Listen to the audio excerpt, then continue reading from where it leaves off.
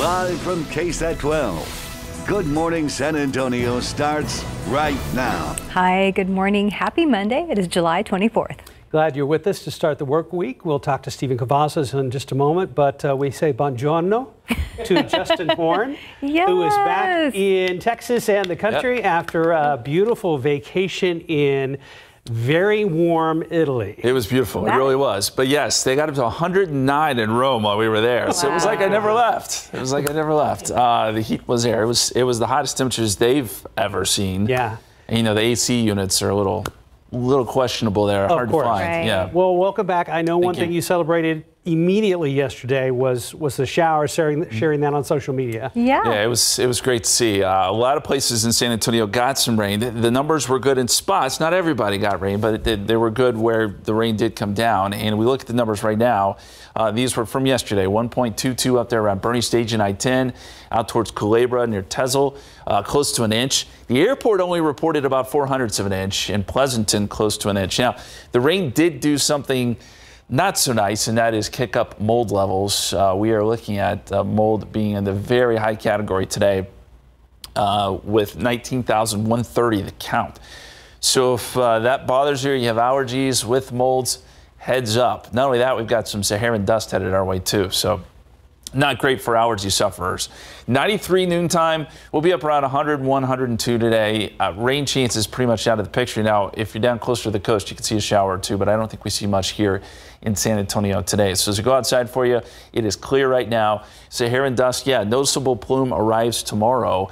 Then we're going to head back into another stretch of 100-degree weather. And there are a few small opportunities maybe down the line for some rain. We'll talk about that coming up in just a bit. I know Stephen's been a busy man this morning. We've had a few incidents out there on the road. What's going on right now, Stephen? Hey, well, Justin, welcome back. Let's get a quick look and see what folks can expect if they are planning on hitting the roads, because things aren't too bad, but it looks like we may have a stalled prime truck out there. So hopefully that will get repaired soon. But pretty much our morning commute has stayed quiet. We've not seen major issues that have slowed folks down. The only issue that I'm spotting is going to be right here along I-10 westbound. And this is the closure that's been in place for several hours. There was a water main break that was reported by KSAT earlier overnight, and it looks like we still have those barrels out there. Remember, I-10 westbound, exit 561, you'll see it closed there at Medical Drive, Wurzbach Road. I did email SAWS working to get some information for you there, and once we get that information, we'll be able to relay it to you. But right now, just make sure you plan your commute ahead of time. If you travel through there, may want to exit early because that could impact your drive time. The wide look of the map doesn't really show a whole lot else that's taking place at this hour other than some of the road work that tends to plague our area from time to time.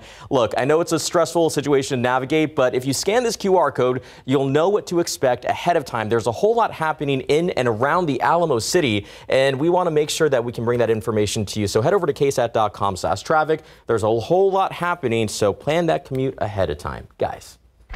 Thank you, Stephen.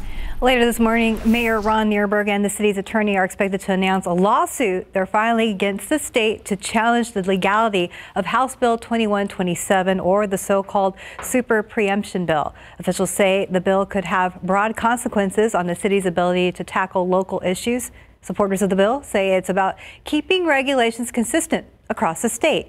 If Governor Greg Abbott signs House Bill 2127, it will take effect on September 1st. The mayor and other city leaders will hold a press conference about that lawsuit at 11:30 this morning. We're going to have the very latest on the news at noon and on our website at ksat.com. Also happening today, Chief Charles Hood with the San Antonio Fire Department is expected to hold a press conference this afternoon regarding the deadly house fire that happened over the weekend. 3 of 6 family members were killed, 2 adults and 1 child. Their names have not been released. The fire happened around 3 a.m. on Saturday, home on Winding Oak Drive on the city's north side. The cause of the fire has not been revealed. Chief was expected to give us an update on this case around 2 o'clock this afternoon. We'll have the latest for you online and on air. And another notice for today, the court docket for Precinct 4 Justice of the Peace Michelle Garcia has been canceled due to a malfunctioning air conditioning unit in their office space. So people who were scheduled to appear in that court today will receive a notice in the mail with their new court date. The U.S. Department of Justice is readying a lawsuit against Texas for its large buoy barrier at the southern border, claiming the devices violate federal law and raise humanitarian concerns. And Governor Abbott has until 2 p.m. today to either remove the floating barriers or face legal action. But Abbott is not backing down, taking to Twitter to defend his controversial border enforcement tactics. As ABC's M. Nguyen reports, the Justice Department's ultimatum is just the latest in a years-long battle between the Biden administration and the state of Texas over border security. This morning, the Department of Justice with plans to sue the state of Texas for deploying floating barricades at the southern border. The DOJ in a letter to Governor Greg Abbott writing, the state of Texas's actions violate federal law, raise humanitarian concerns, and may interfere with the federal government's official duties. The department demanding Texas remove the barriers or face legal action. They do have a valid lawsuit under the statute. The governor's just acting on his own. In a series of tweets, Abbott defended his border enforcement efforts, blaming President Biden and saying Texas is stepping up to address this crisis, adding, "We will see you in court, Mr. President." But some Texas Republicans are raising concern for the state's latest deterrent tactics. It's not acceptable. Representative Tony Gonzalez acknowledging the dangers at the U.S.-Mexico border, though ultimately siding with the governor's actions. I think you're seeing the governor do everything he possibly can to secure the border. This says the Inspector General in the Texas Department of Public Safety investigates allegations of inhumane treatment of migrants, following a letter that became public last week, which recounted a patrol where state troopers were allegedly given orders to push children back into the river and refuse water to migrants amid scorching temperatures. Officials in the department claiming the whistleblower misinterpreted the order. If a member from one of our leadership or a supervisor tells a trooper to push back migrants, what that means is to verbally tell them, go to a port of entry. The Texas state trooper, ABC News learns, has been on the job for more than 5 years. Abbott's office previously saying Texas is deploying every tool to deter illegal crossings. M. Nguyen, ABC News, Washington. In your morning headlines, Barbenheimer taking over the box office this weekend. Crowds of pink outfits and history enthusiasts meeting at theaters. Plus, we talk about the NBA, NFL, SAFC, but what about Major League Cricket? Max Massey joins us live here in the studio with us with our morning headlines. Good morning, Max. Good morning, guys. So have y'all used Twitter this morning? I looked at it. Okay. Did you notice the changes? I didn't. Okay. So Right away. instead of if you're using a desktop, instead of the iconic bird that you see, you're now going to see this. Elon Musk revealing the new black and white X logo, replacing what used to be the bird. Tweet, tweet. Well, not anymore. Elon Musk unveiling the new black and white X logo, replacing the famous bird, and it follows a major rebrand of the social media platform. Remember, he bought it last year, $44 billion, and there's been a lot of changes since. So, if you go on now, if you're watching this, go there. Steph pointed out. Do you see it? So Steph's on the mobile version. So, well, yeah, there you Okay. go. Just your post. Mine hasn't switched over just yet. That's fair. So right there, as you see on your screen, if you go on the desktop, you'll see that. We showed you just a few moments ago the huge X projected on, right there, on the Twitter headquarters. Also interesting enough, if you just press x.com, it'll send you right to Twitter. There you go. So one of my favorite tech analysts, Dan Ives from Wedbush, I don't feel bad saying he's my favorite because he was also on ABC this morning, saying we believe rebranding to X logo for Musk and Twitter, it's all part of this Twitter transformation that will eventually lead to the super app concept down the road. That said, losing the iconic world-renowned bird, well, that's a risky move from a branding perspective. All right, from one rebrand to another.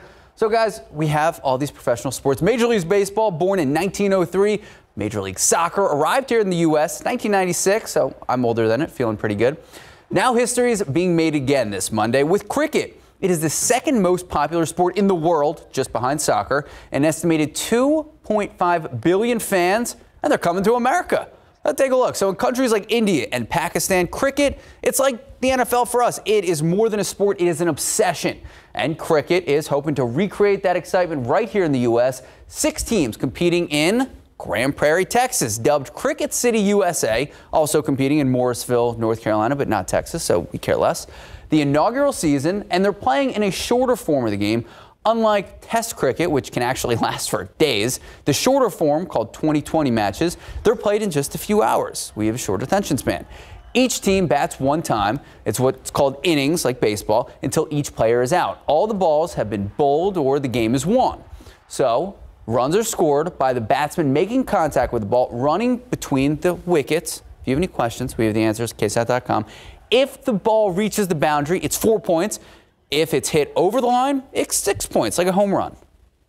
Everyone knows in the world that there's something big happening in America, and they all want to be a part of it. Not just the players, but even the coaching staff, support staff. They all want to see and come and, be here, because obviously it's the big American dream. When the chance came to be involved in cricket here, yeah, it was crazy, and I jumped at the chance.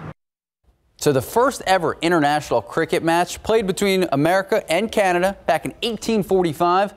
As for the new professional league, the inaugural season of Major League Cricket in the U.S., it runs until Sunday. All right, now to a story that really puts a smile on your face when we're going to tell you about it. It is a story as old as time. Love that was lost and then found again. Old friends, they met 63 years ago in high school. Their flames for each other recently reignited. Meet Thomas and Nancy, whose story is something like a movie. After high school, they dated in college, but they lost touch after that. So here you go. Thomas motions for Nancy to sit down. He grabs a small pillow. Watch what happens next. Opening up the small jewelry box, and inside, tears.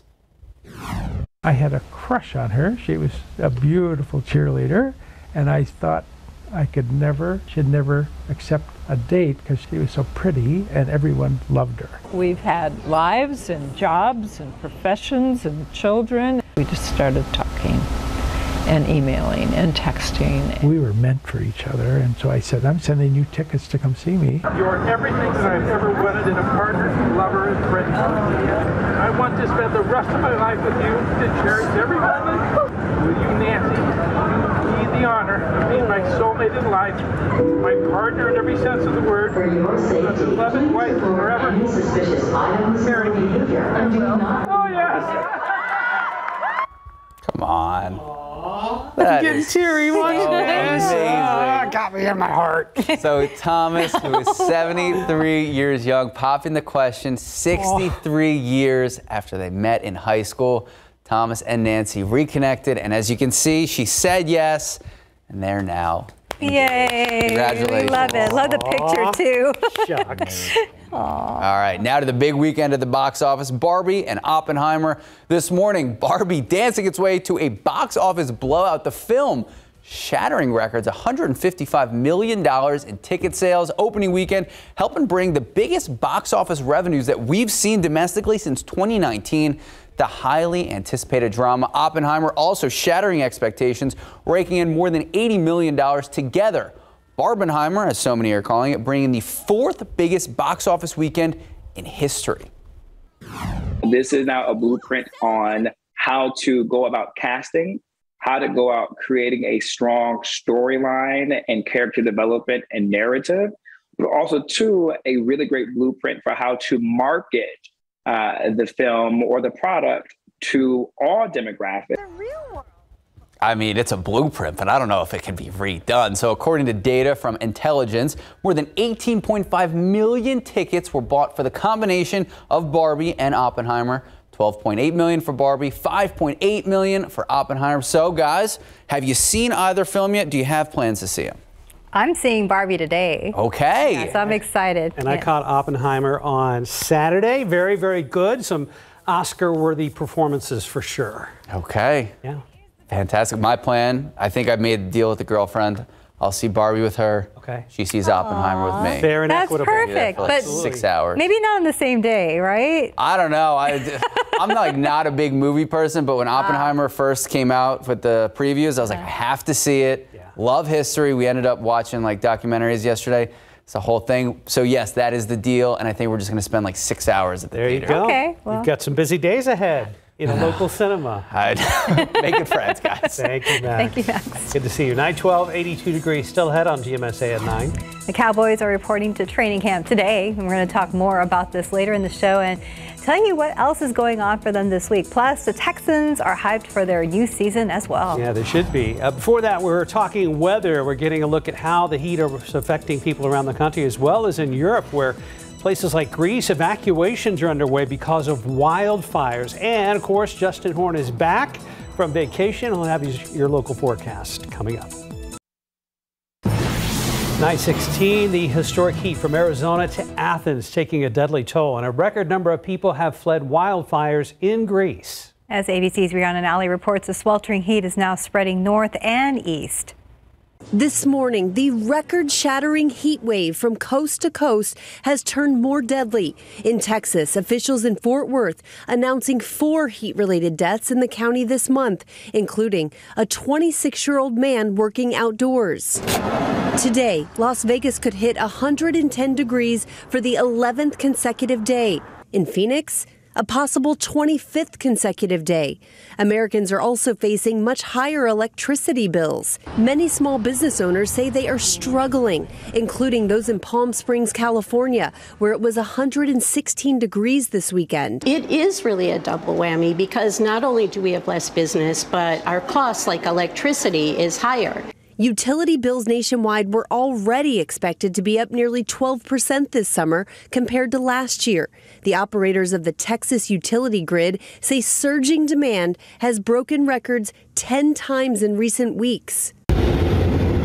Record heat also gripping Europe, fueling wildfires. A record 19,000 tourists have been forced to flee the Greek island of Rhodes, escaping by plane or boat. And today, new evacuations on the island of Corfu. We have never been so scared my entire life. During this summer of weather extremes, more than 10,000 heat and rainfall records have been set globally in just the last month.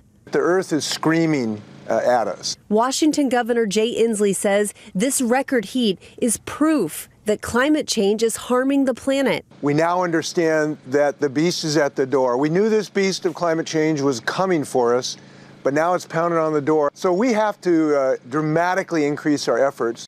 Rihanna Nally, ABC News, New York.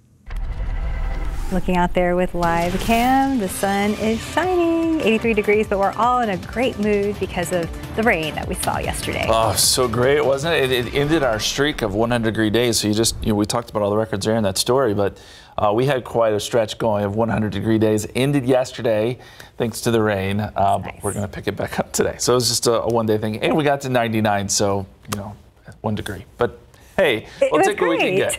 Yeah, I do want to let you know we've got some dust headed our way next couple days. So we've talked about Saharan dust. It's actually been a while since we've seen a pretty good plume come through South Texas, but I think we're going to see some of that coming up tomorrow. So by, say, Tuesday, 7 o'clock, some light concentrations. You may not even notice it at this point, but it does thicken up a little bit as we get into Wednesday and Thursday. And it may be in the more moderate territory. What does that mean for you? Not much. Most people don't really have a reaction to this. Some, if you have asthma, maybe you notice it. But really the bigger thing is that you'll just see some haze in the atmosphere, some colorful sunrises and sunsets, and that really is about it. As we get into Thursday, kind of a similar situation, and then by, I'd say, late on Friday into Saturday, we see the dust lift and it goes away. So yeah, it may be a little bit hazy next couple of days as this dust moves in. And I'd say the peak's probably Wednesday and Thursday, maybe drifting into the moderate category for the concentrations of dust over South Texas. As we go outside for you right now, 82. Dew point is at 72. It feels like 87 when you factor in the humidity. Southeasterly winds at 5. And we've got clear skies. There's our old friend, the heat high. It did shift west a little bit, which is what opened the door yesterday for our rain chances, but now it's starting to drift back to the east. Around the edges, we are seeing some showers and storms, some good storms across parts of Missouri this morning. But as it moves back in our direction, takes hold of our forecast once again. Now, by 5 o'clock today, I think we could see a shower or storm along the coast, but it probably does not make it here to San Antonio, so likely quiet here after yesterday's rainfall. We're forecasting a high of 102. It'll feel like 105. We're back in that extreme heat index situation in many places across our area. We'll see heat indices 105 plus. It is a CPS Energy yellow day. We've been stuck here for a while. we ask you that you conserve energy. CPS Energy is asking that you conserve energy between 3 and 8 p.m. today. We did break the streak yesterday, though, of 100-degree days consecutive. We had 15, which is enough for second place. Probably a one-day thing, because we are forecasting those triple-digit temperatures to be back today and probably through the end of July. And there's a look at the calendar, and we've had 16 days this month at 100 plus, our hottest being 106, the coolest being 76. We're about 5 degrees above average for the month. We've only had 2 days in which we were average. Otherwise, every day has been above average, and I think that probably comes as no surprise to you.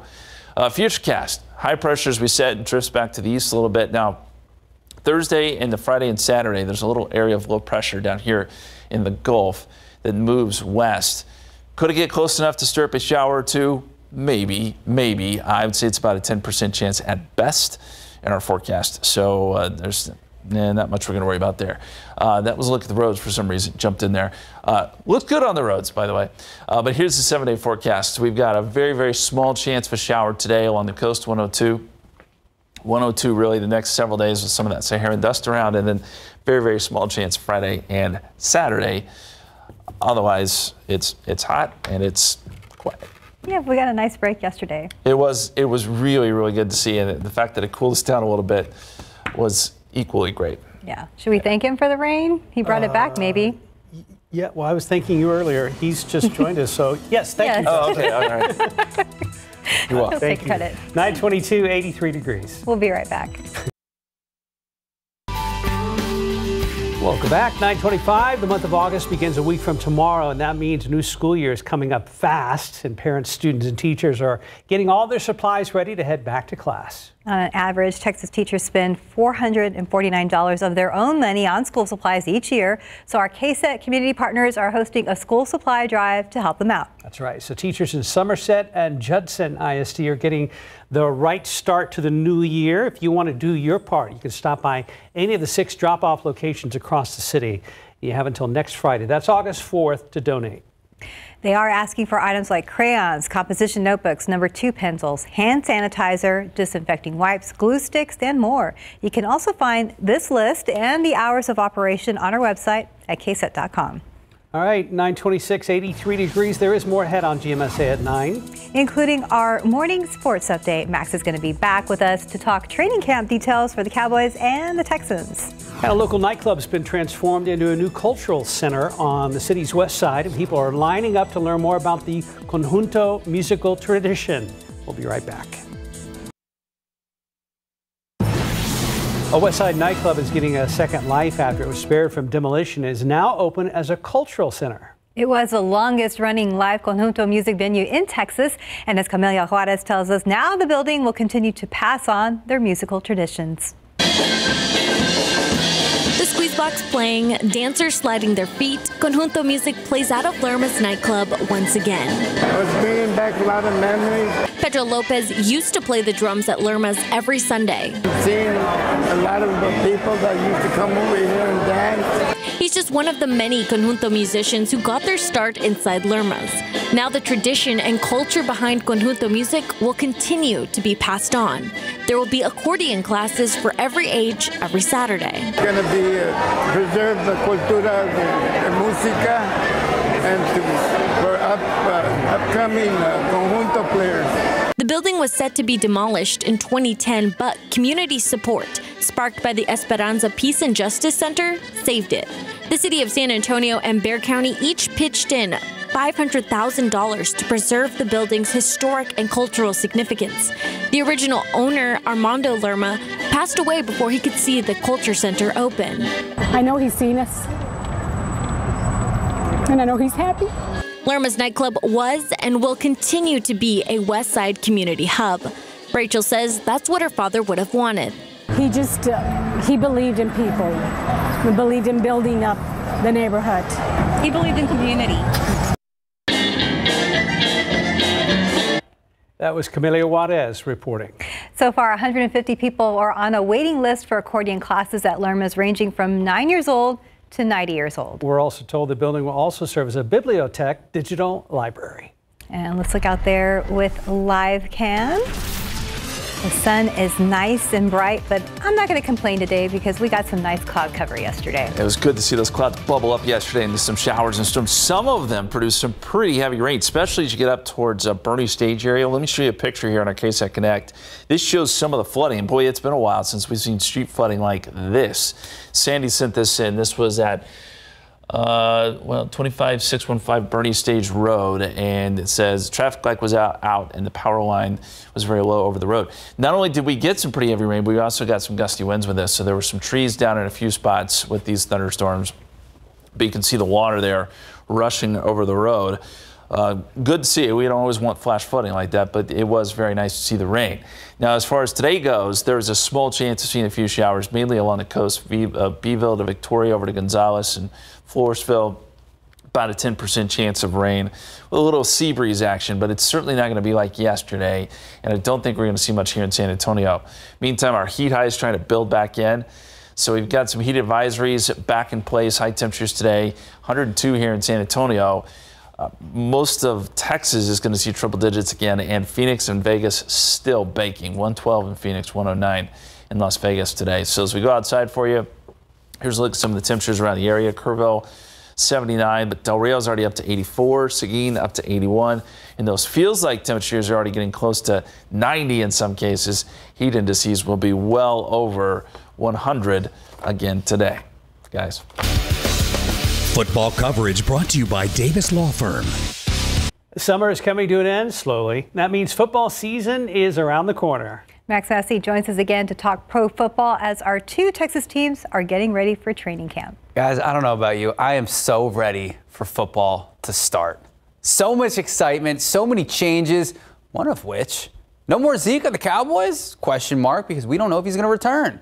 Dallas Cowboys reporting to training camp in Oxnard, California today. Dak Prescott, that man right there, ready to lead the offense, hopefully a few more touchdowns than interceptions. He had some lofty statements throughout the offseason, but we're going to get there. No Zeke, Tony Pollard, chip on his shoulder, didn't get a new deal. Offensive line possibly missing a link. Zach Martin, who wants a new deal, says he wants to earn more money. He's really been the best and most consistent O-lineman for the last 9 years. Former Steel Knight and Texas Tech Red Raider Terrence Steele coming off a knee surgery may or not even be ready for the start at camp. And also, hey, new offensive coordinator Brian Schottenheimer, of course, all the optimism in the world. Can the Cowboys get to Super Bowl this year? It's a question we've really been asking since 1995, but that's neither here nor there. Larry Ramirez reporting to camp today along with the players and coaches. Let's take a look at the schedule, what we can expect throughout camp. Camping with KSAT, key dates. Today, players arrive. Tomorrow, State of the Cowboys. Wednesday, first practice. And then Friday, walk through. Saturday, we got the opening ceremony. Here we go. This is my excitement. Sunday, Jerry Jones joining Larry on Instant Replay. All right, so while the Cowboys in Oxnard, Texans training in Houston at their indoor facility. It's been a while since there's been this much excitement around the team. It's been a while since they made the playoffs, so it makes sense. This is what happens when you hire a high-energy former player to be your new head coach and get a top quarterback in the draft. That man right there, DeMeco Ryans, already making a big impact. Some of the organized team activities as the head coach. The Texans, they are young, they're exciting. New starting quarterback. Their rookie, C.J. Stroud, number 2 overall pick, Ohio State. At least for now, he's listed as the number 1 QB on the depth chart. Open camp this Wednesday, and their practices, they are at 9 a.m. You got to fight that Texas heat. They have 8 open to the public. Their first open practice this Friday. You do need a ticket. Of course, you can check out the Texans website or KSAT.com. So let's look at the key dates there. Tuesday, players report. Wednesday, first practice. Friday, open practice to fans. And then 16th and 17th of August, joint practices with the Dolphins in Houston. And then 24th and 25th, joint practices with the Saints in New Orleans. All right, from football to football. FIFA Women's World Cup, Italy, Argentina played at 1 a.m. You must be a big fan to stay up that early or late to watch it. Germany, Morocco, 3:30 a.m. Brazil, Panama, 6 a.m. Here we go. Colombia, South Korea today, 9 p.m. And then the show, USA, Netherlands, Wednesday, 8 p.m. So, guys, what are you more excited about? We got the Women's World Cup or we got our version of football? training camp, everything of that? I'm still excited about Wemby. So that's fair. You know what? We really haven't had a break from all the sports news. Yeah. I'm pretty pumped about, and I know you're excited about seeing Jalen Hurts continue as your leader with Philadelphia Eagles. Throw me right under the bus. Back up on it, why don't you? Congrats on the Washington football team, or the Commanders' new ownership, by the way. Yeah, it's a very big deal, and apparently another name change may be on the table for Washington. Do you have any preferences out here, Mark? Have you been collaborating? I don't even remember what my original choices were. I forgot as well. I mean, I think just keeping it simple and classic. Yeah, I don't know. I'm anxious to see what happens. But the Dan Snyder era is officially over, and I will say, as a Washington fan, this is a good thing. Yeah, be interesting. All right, Max, talk to you in a little bit. Thanks, guys. Like we just mentioned, football season is going to be here before we know it. And besides the pros, our local high school teams are getting ready for a new season as well. Especially those taking part in this year's KSAT Pigskin Classic. So it's going to be even bigger than last year with an extra night of football. All begins Friday, August 25th, with Antonian taking on Holy Cross at 7 p.m. Then our triple header Saturday on August 26th. Southside versus Somerset at 11:30. Jefferson versus Uvalde at 3:30, and O'Connor versus Brandeis 7:30 p.m. to wrap up our day. Yep, it's going to be a good time, and all of the games will be taking place at the Alamo Dome. So you can get your tickets right now on KSAT.com, or if you're already a KSAT insider, you can purchase your VIP experience tickets for the best seats in the house. We're excited. It's going to be here before we know it. I know. It got here pretty quick last year as well, so this will be interesting to have 2 days. It's going to be awesome. Yeah. 9:38, 84 degrees. You're watching GMSA at 9. And we're going to be right back with a look at some of the fun things going on at our local libraries if you're looking for something fun to do with the kiddos. Welcome back. Here's a look at some of the activities going on in public libraries around the city today from 1 to 2 p.m. Kids 5 to 12 years old can get a hands-on opportunity to learn how pollinators help grow our beautiful Texas wildflowers. That's over at Mission Library. And if the heat is too much for you and you're ready for winter, you can pretend it's winter in July at the Cortez Library from 5 to 6 p.m. The whole family can play reindeer games and try to escape the heat for a little while. For a look at all the events scheduled for today at different public libraries around our city, just head over to KSAT, the kids section of KSAT.com. Oh, it's a great day to go to the zoo. Let's check in with our San Antonio Zoo Cam, and the flamingos are hanging out more widespread today, so mid-80s aren't too bad. Of course, it'll be much, much warmer later on today. I wonder if they liked the rain yesterday. I bet they did. Got a little bath out there, a little free bath. So Justin's back again from vacation in Italy, and he said one of the first things that people mentioned when they found out he was from Texas was... Barbecue. Barbecue. They asked about barbecue. Did the heat or the weather come up in anywhere in those conversations? A little bit. You know, it was like I never left weather-wise. I mean, it was the same weather. They were in the triple digits. It was hot. People there were not dealing with it so well. Sure. Because they're not used to that kind of heat. But that's a forecast you were hoping would not be accurate, because we all kind of looked at it for you as you were headed out. And we saw it was going to be really, really hot in Italy. Yeah, it is what it is. It's so beautiful there. It doesn't matter. But it was definitely toasty while we were there. Welcome back. Thank you. Thank you very much. And still toasty here. That hasn't changed. I want to take you out to the tropics because, you know, sometimes we do get some relief from the Atlantic this time of year. We've had somewhat of a busy ramp up to the season. You know, there's not much here right now other than we have this wave, which was being monitored by the Hurricane Center, and there was some hope that maybe this would develop. So far, it looks pretty disorganized. The low is actually back here, so this thing's probably getting sheared a little bit, and all the thunderstorm activity is off to the west, which doesn't make it look so nice on satellite, doesn't make you think this is going to develop. But the Hurricane Center is giving us now a 20% chance of development, not a huge shot. And the hurricane models, some of the spaghetti models, I should say, take this system off to the west, but probably weakens it. So I don't think this is something we have to worry about too much. Probably just bring some rain to the islands there.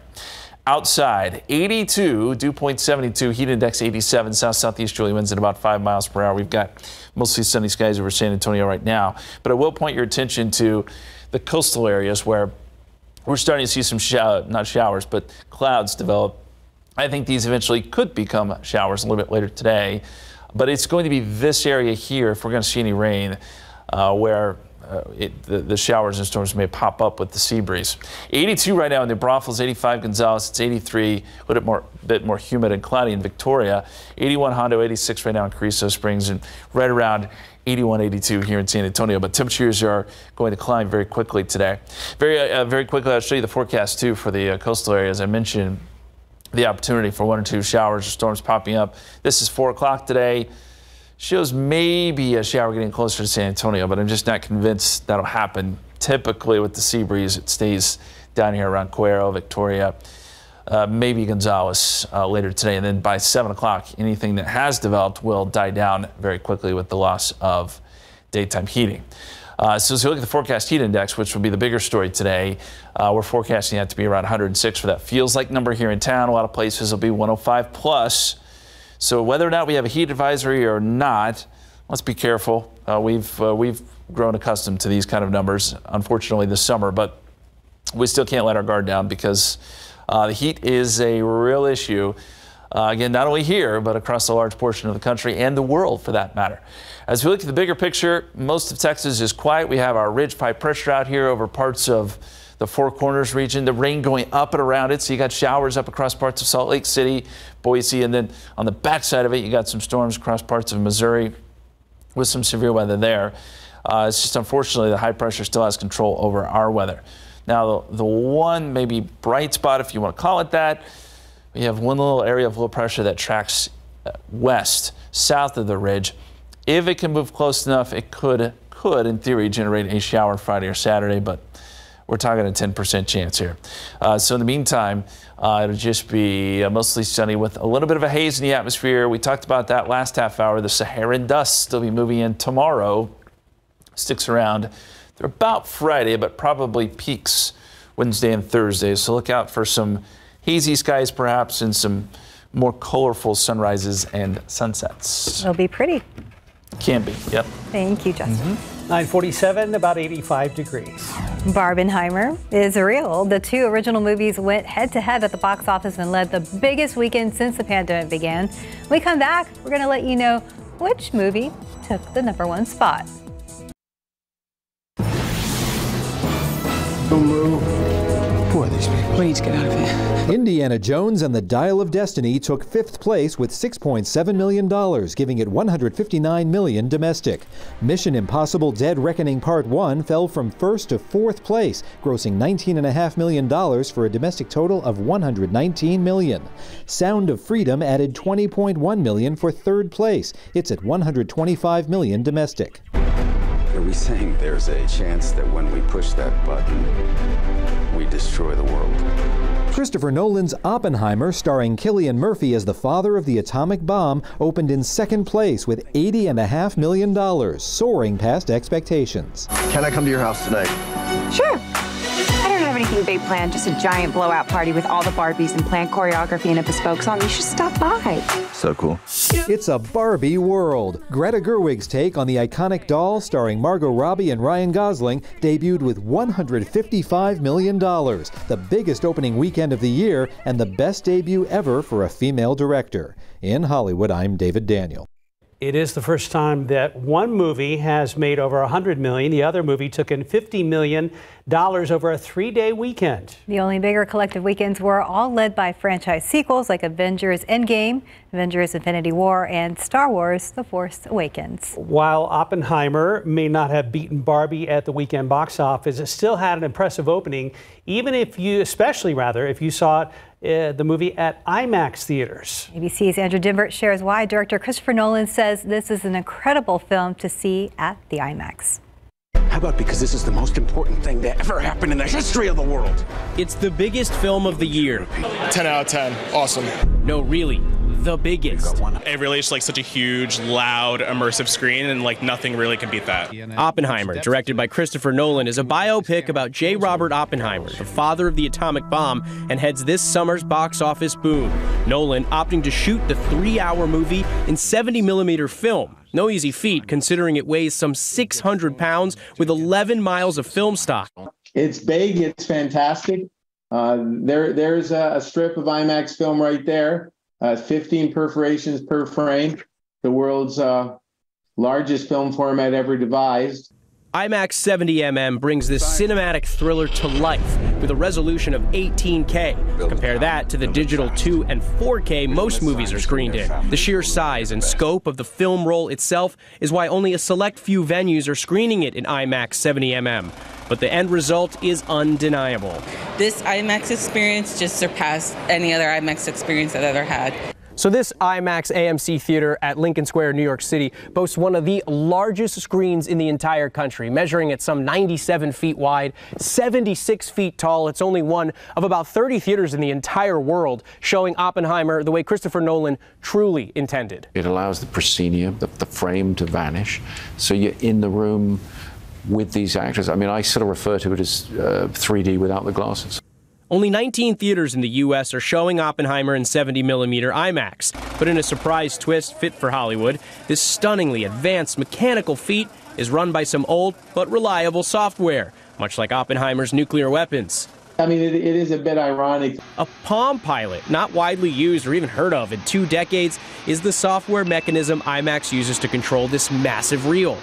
Some of the engineers thought that was really funny, but we've upgraded from a Palm Pilot at most places. But make no mistake, IMAX 70mm is the crown jewel of the movie industry, giving Oppenheimer viewers a uniquely immersive cinematic experience. Andrew Dimbert, ABC News, New York. So a couple of notes. I've heard that film print is 11 miles long. Oh my goodness. And the AMC River Thinner 11 here in San Antonio is showing the 70mm IMAX print of Oppenheimer. Now listen to this. MySA.com reported this weekend that some showings at River Center were canceled due to technical issues. Yeah, so we haven't heard any more about that yet. But apparently people were only seeing the screen and no audio, or vice versa. I can't remember which way. But that's so frustrating. I wonder if all the machines are set up and are maybe struggling to deal with such a large print. That's huge. Maybe. So are more theaters going to get the IMAX film down the line, or is it just we don't know? Don't really know. I mean, there are a lot of IMAX theaters, but again, I guess there are very few that can actually hold that giant 70mm print. I was surprised to see San Antonio was one of the few. Yeah, we got very lucky. I mean, Houston didn't have one that was showing 70mm. All right, moving on. Don't forget, later this morning, Mayor Ron Nierberger, the city's attorneys are expected to announce a lawsuit they're filing against the state to challenge the illegality of HB 2127, or the so-called super preemption bill. Officials say the bill could have broad consequences on the city's ability to tackle local issues. Supporters of that bill say it's about keeping regulations consistent across the state. If Governor Abbott signs House Bill 2127, it would take effect September 1. So the mayor and other city leaders will hold a press conference about that suit around 11:30 this morning. We'll have the very latest on KSAT 12 News at noon and KSAT.com. And a quick note, Chief Charles Hood with the San Antonio Fire Department is expected to hold a press conference this afternoon also regarding that deadly house fire that happened over the weekend. Thanks for joining us today.